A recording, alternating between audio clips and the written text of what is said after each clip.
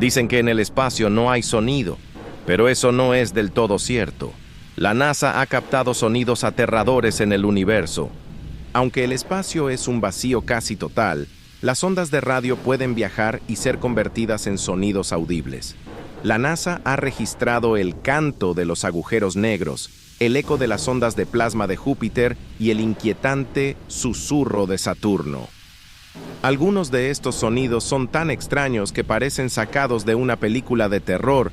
Si pudieras escuchar el espacio, ¿qué crees que nos estaría diciendo? Déjamelo en los comentarios.